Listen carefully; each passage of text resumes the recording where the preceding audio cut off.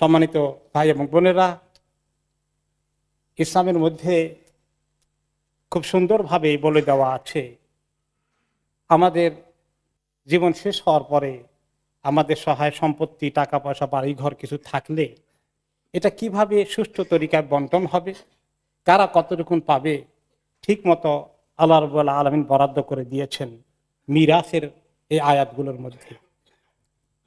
অনেক সময় মানুষ নিজের ইচ্ছা একরকম পোষণ করে, যেটা কোরআন হাদিসের দৃষ্টিতে মিলে না। আল্লাহ রাব্বুল আলামিন তিনি কি সবচেয়ে বেশি জ্ঞানী নন? আপনি রেখে যাওয়া সন্তান সন্ততি আত্মীয় স্বজনের মধ্যে কার কতটুকু পাওয়া উচিত, এই দায়িত্বটা এবং এই জ্ঞানটা কি আমাদের বেশি আছে না আল্লাহ তাআলার বেশি আছে? নিশ্চয়ই আল্লাহ তাআলার বেশি আছে। সেজন্যই আল্লাহ তাআলা খুব ইনসাফের ভিত্তিতে ফয়সালা করে দিয়েছেন। কাজেই আমরা কখনোই যেন চিন্তা না করি যে আমার সন্তান সন্ততির মধ্যে একজনকে শরীয়তের পরিকল্পনা বা শরীয়তের ব্যাখ্যা এবং বন্টনের বাইরে আমি কিছু বেশ কম করে দেই, তাহলে কিন্তু আমরা ক্ষতিগ্রস্ত হয়ে যাব। আল্লাহ তাআলা এই সূরা নিসার মধ্যে যখন মিরাসের কথাগুলো বলেছেন, শেষে তিনি বলেছেন যে এইগুলো হচ্ছে আল্লাহ তাআলার সীমা, আল্লাহ তাআলার হুকুম আহকাম। যারা আল্লাহ এবং তার রাসূলের কথাকে ঠিক মতো মেনে নেয়, এই ঠিক মতো আমল করে, উল্টাপাল্টা কিছু করে না, তাদেরকে আল্লাহ তাআলা জান্নাতে প্রবেশ করাবেন। আর এটি হচ্ছে সবচেয়ে বড় সফলতা। আর যারা আল্লাহ এবং তার রাসূলের কথার কিছু হেরফের করে ফেলবে, নিজের মর্জি মতো কাউকে বেশি দেবে, কাউকে কম দেবে, কাউকে ঠকিয়ে যাবে, তাহলে কি হবে? সে সীমা লঙ্ঘন করলো আল্লাহ তাআলার হুকুম আহকামের ভিতরে, তাকে অবশ্যই প্রবেশ করতে হবে জাহান্নামের মধ্যে, সেখানে চিরদিন থাকতে হবে।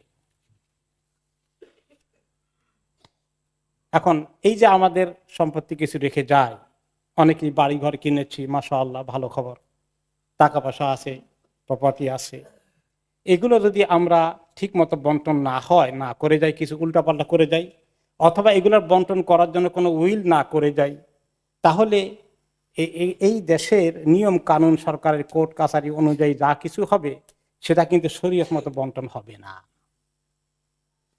এখানে অনেকগুলো বিষয় আছে যেগুলো শরীয়তের সঙ্গে কন্ট্রাডিকশন হয়ে যাবে। আপনি যদি কিছু উইল না করে যান, তাহলে কিন্তু আপনি নিজেই একটা ভূমিকা রাখলেন যেন শরীয়তের উল্টাপাল্টা কিছু হয়ে যায়। আপনি কোনো পদক্ষেপ না নিলেও ইনডাইরেক্টলি দায়িত্বটা আপনার উপর বর্তায়। কারণ আমরা জানি ছেলে মেয়েরা অনেকেই সম্পত্তির লোভে পড়ে অনেক সময় তারা শরীয়ত মতো ফয়সালা করবে না। যার বেশি নেওয়ার সুযোগ আছে সে বেশি নিতে চাইবে, আর যাকে বঞ্চিত করার সুযোগ আছে তাকে বঞ্চিত করে দেবে। এবং আমরা জানি এগুলো নিয়ে অনেক কেসেসগুলো আমাদের কাছে আসে, এই যে পিতার মৃত্যুর পরে, মায়ের মৃত্যুর পরে সন্তানরা নিজেরা কিভাবে মারামারি করছে, কিভাবে একজন আরেকজনকে ঠকাচ্ছে, সম্পর্ক কেটে যাচ্ছে। একটি ঘটনা এরকমও আছে আমাদের জানা, যে মাকে কবর দিয়ে এসে, বাপ তো আগেই মারা গেছে, এই বাড়ির মালিক কে হবে এখন এটা নিয়ে কবর দিয়ে ঘরে এসে দুই ভাই মারামারি শুরু করে দিয়েছে।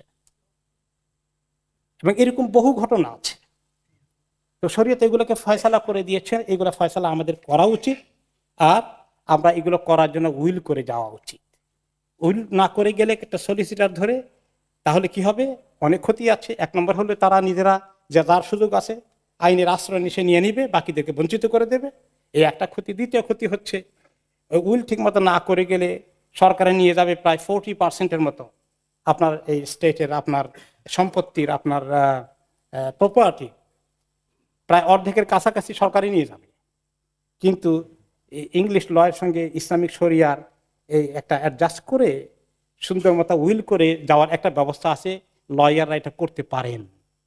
এই সুযোগটা নিয়ে গেলে তাহলে আপনি দুটো জিনিস হলো, সম্পত্তিটা ছেলে মেয়ে বা যারা ওয়ারিশ আছে ঠিকমতো পাওয়ার ব্যবস্থাও করে দিলেন, অপর দিক থেকে সরকারের ফান্ডে চলে যাওয়া থেকে আপনার তাদেরকে পাওয়ার জন্য আপনি যাতে তারা ঠকে না যায়, সরকারের ফান্ডে চলে না যায়, তার জন্য ব্যবস্থা করে গেলেন। এখন দেখা যাচ্ছে অনেকেই উইল করে যান, কিন্তু উইলটা করেন উল্টাপাল্টা উইল, কাউকে বেশি দিয়ে কাউকে কম দিয়ে। এই বিষয়ে শক্ত কথা এসেছে, আমরা অনেক হাদিস এবং বিভিন্ন সময় খুতবা দিয়েছি। এরপরে দেখা যায় এত কেসেস আসে কমিউনিটিতে যে অনেকেই দেখা যায় এই ব্যাপারে নিজেদের মন মতো করছেন, যাকে পছন্দ হয় তাকে বেশি দেন, যাকে পছন্দ হয় না তাকে ঠকিয়ে দেন।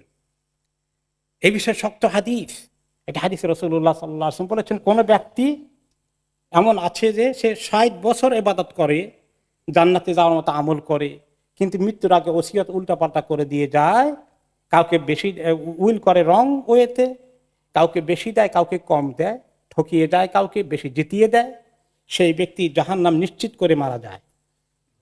সে মরবে, জাহান্নামকে নিশ্চিত করে তারপরে মরবে। এবং নোমান ইবনে বাশীর রাদিয়াল্লাহু আনহু তার এক ছেলেকে নিয়ে আসছিলেন, তাকে বেশি করে দিতে চাই ইয়া রাসূলুল্লাহ, আমার সম্পত্তি থেকে একটা বড় অংশ তাকে দিতে চাই। তিনি বলেন, সব ছেলে মেয়েকে এরকম সমান করে দেওয়া নেই। বলেন, না, আমি একে একটু বেশি পছন্দ করি বিজয় তাকে একটু বেশি দিয়ে যাচ্ছি। তিনি বলেন, খবরদার, আল্লাহকে ভয় করো, তোমাদের সন্তানদের মধ্যে অবিচার করো না, এটা জুলুম হয়ে যাবে।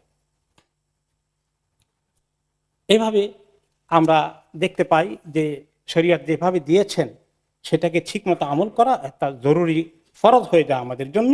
কেউ যদি এই ফরজের উল্টা করেন, অত্যন্ত গুনাহগার হয়ে জাহান্নামী হয়ে যেতে হবে।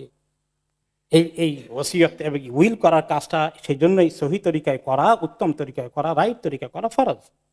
এই জন্য হাদিসে এসেছে, কোনো ব্যক্তির যদি এরকম সম্পত্তি থাকে যেটা বন্টনের কোনো রিস্ক আছে, যে সেখানে গন্ডগোল লেগে যেতে পারে, তাহলে তার জন্য ফরজ হয়ে যাচ্ছে ওসিয়ত করা, উইল বানিয়ে যাওয়া।